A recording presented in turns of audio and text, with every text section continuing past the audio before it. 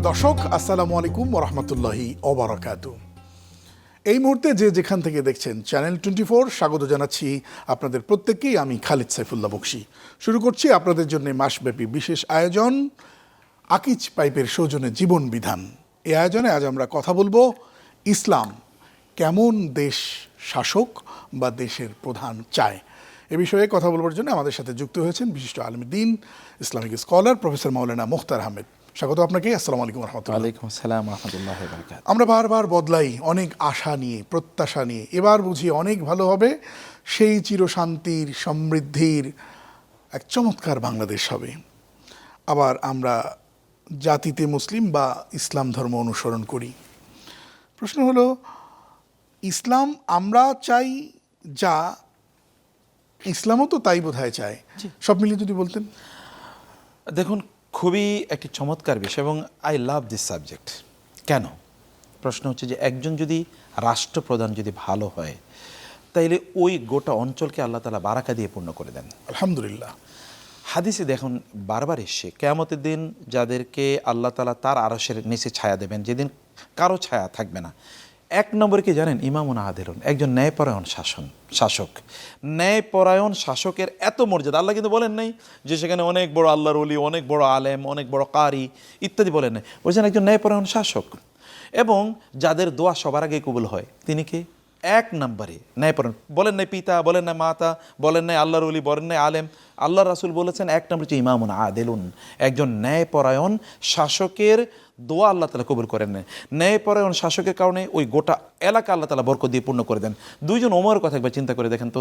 একজন ওমরের সময় গোটা তখনকার অর্ধ পৃথিবী মুসলমানদের অধীনে চলে আসে এবং সর্বত্র কি শান্তি প্রশান্তি বিরাজ করছিল। ওমর রাদিয়াল্লাহু তাআলা যখন তিনি জেরুজালেম যখন বিজয় হয়, ওমর রাদিয়াল্লাহু তাআলাকে জেরুজালেমের ইহুদি এবং খ্রিস্টানরা বলল, আমিরুল মুমিনিন নিজে না আসলে আমরা আত্মসমর্পণ করব, প্রয়োজনে সব মারা যাব। লোকেরা তার কাছে সংবাদ পৌঁছলে তিনি সবাইকে ডাকলেন, কি করব? অনেকে বলে না আপনার যাওয়া ঠিক হবে না, ওদের ডিমান্ডে আপনি যাবেন নাকি? আলী বলে না আপনার যেতে হবে। তারা চেয়েছে এটা ইসলামের সৌন্দর্য আপনি প্রকাশ করবেন। তিনি তার ভৃত্যকে কাজের লোকের সাথে নিয়ে গেলেন এবং আমরা ইতিহাস জানি যে একবার তার ভৃত্যকে কৃতদাসকে তিনি তার ঘোড়ার উপরে উঠান, একবার তিনি উঠেন। এরকম সর্বশেষ যখন পালাক্রমে তার ভৃত্য ছিল ওটের উপর আর তিনি ছিলেন ওটা লাগাম ধরে তিনি টানছিলেন।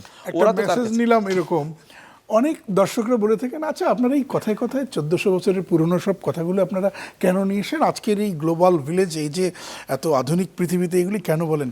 আমি এই মুহূর্তে ভাবছিলাম ওনার কথা শুনে, সেই মরুর উমরের কথা পৃথিবীর কয়েকশো কোটি লোক বলে, কিন্তু কিছুদিন আগে যারা অনেক টাকা পয়সা নিয়ে চলে গেলেন তাদের কথা কয়জন বলবে শুনি?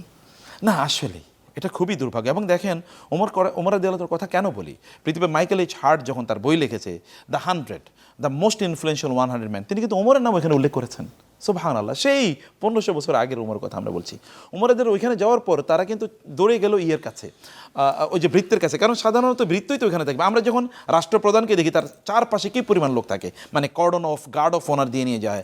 তারা ওইখানে দৌড়ে গেলে কিন্তু মুসলমানরা তো তাকে চেনে, মুসলমানরা দৌড়ে যাচ্ছেন ওমরের কাছে। তারা বলে আমি কোথায় যাচ্ছি, এরা কোথায় যাচ্ছে, উনিই তো আমিরুল মুমিনিন। বলো কি, আমিরুল মুমিনের লাগাম টানছে, শান শওকত থাকবে তার, আর উনি এখানে বৃত্ত কাজ ইয়ের উপরে, ওটের উপরে। তিনি বলেন এইটাই আমাদের দিন বলে যে কোনো ডিসক্রিমিনেশন নাই, কোনো এক্সট্রা প্রিভিলেজ নেবে না। তারা বলে যে এইরকম যদি তোমাদের দিন হয় তাহলে তো আমরা এই দিনই গ্রহণ করতে চাই। হাজার হাজার মানুষ তারা মুহূর্তের মধ্যে ইসলাম গ্রহণ করেছে। এরকম একজন মানুষ হলে কি হয়, এমন একজন মানুষ হলে কেমন হয় বলেন? যখন ওমর ইবনে আব্দুল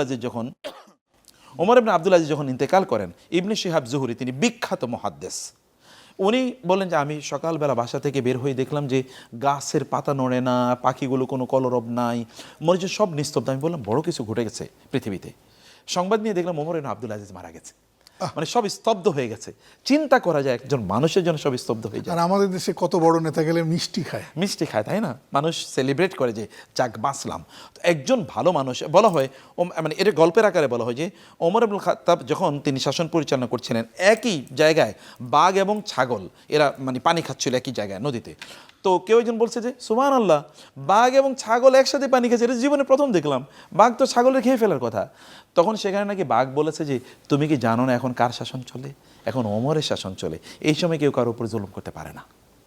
এটা এগুলো তো স্পিরিচুয়াল ইস্যু বলছি, কিন্তু সত্যিকার অর্থে আপনি দেখেন একজন ন্যায়পরায়ণ শাসকের কারণে কি হতে পারে। একজন ন্যায়পরায়ণ শাসক যদি হয় তাহলে গোটা সমাজের চিত্র পরিবর্তন হয়ে যেতে পারে। রাসূল ইসলাম মদিনায় গিয়েছেন, তিনি কি করেছেন, মানে এই মদিনার সমাজের কথা বলি, তিনি যাওয়ার পরে তিনি বলেছেন যে কারো প্রতি কারো কোনো অন্যায় হবে না, কোনো মানে অবিচার হবে না, কোনো জুলুম হবে না, স্বাধীনতা সবাই ভোগ করবে, প্রত্যেকে তারা তাদের দিন প্রচার করতে পারবে, দিন প্র্যাকটিস করতে পারবে। একটা সমাজ, যে সমাজে ওরা মারামারিতে লিপ্ত ছিল, সে সমাজ কোথায় পরিণত হয়েছে। একটা বিরতি নিয়ে আসতে চাই। দর্শক দেখছেন আকিজ পাইপের সৌজন্যে জীবন বিধান। আজ আমরা কথা বলছি ইসলাম এবং জনগণ কেমন রাষ্ট্রপ্রধান চান। একটা ছোট্ট বিরতির পর আবার আসছি ইনশাল্লাহ।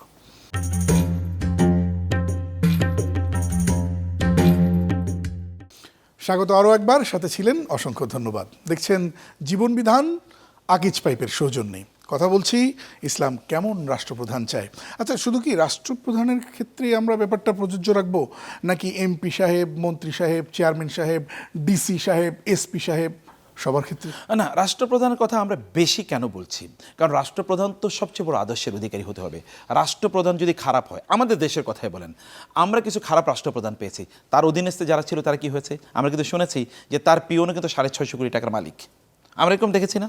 মানে তারা নিজেরাই তো বলেছে, কোনো অনুশোচনাও নাই তো, কোনো অনুশোচনা, বরং গর্ব করে বলেছে এবং বলেছে যে আপনারা সাংবাদিকরা তো বের করতে পারেন না, আমি এটা বের করেছি, আমি আপনাদেরকে বলছি। অনুশোচনা তার তো লজ্জায় তার নিজেরই সেখানে মাথা নিচু করে রাখার কথা ছিল।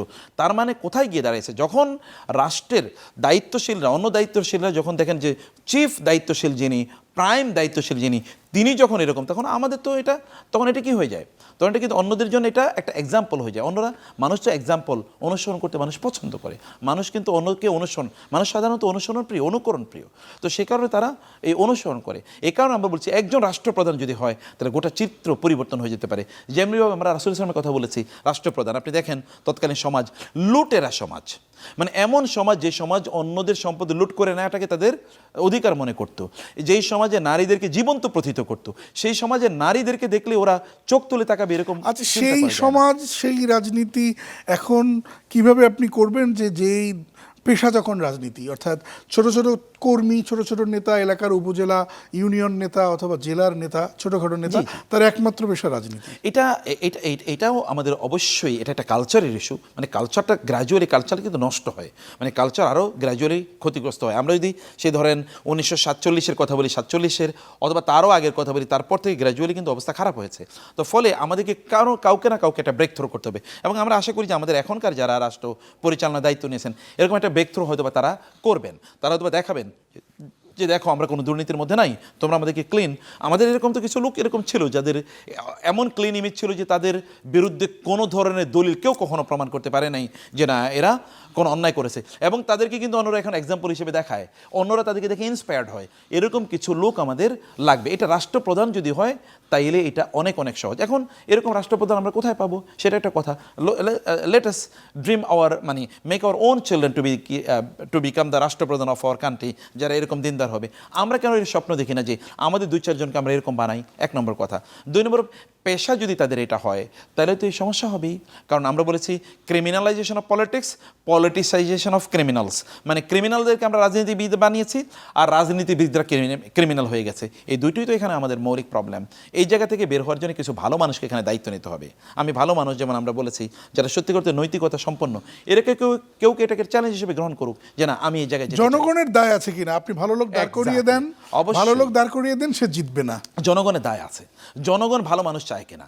জনগণের এই কারণে একটা হাদিস এসে কামা তাকুনু ইউআল্লাহ আলাইকুম, তোমরা যেমন তোমাদের রাষ্ট্রপ্রধান এরকম হবে, তোমরা যেমন। তার মানে আমাদের চরিত্রের রিফ্লেকশন কিন্তু আমাদের রাষ্ট্রপ্রধানের মাঝে আছে, এবং আমাদের সত্যিকার থেকে সমাজে এরকম নাই।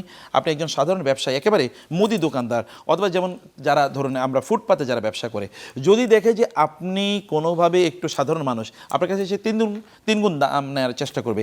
একজন রিক্সা ড্রাইভার, তারও গাড়িতে যদি আপনি উঠেন, সে যদি মনে করে যে আপনি বিদেশ থেকে এসেছেন, অনেক টাকা পয়সা নিয়ে এসেছেন, অথবা অনেক টাকা পয়সা আছে, আপনি এলাকা চেনেন না, তাহলে আপনি ঘুরিয়ে ফিরিয়ে আপনার কাছ থেকে টাকা অনেক বেশি নেওয়ার চেষ্টা করবে।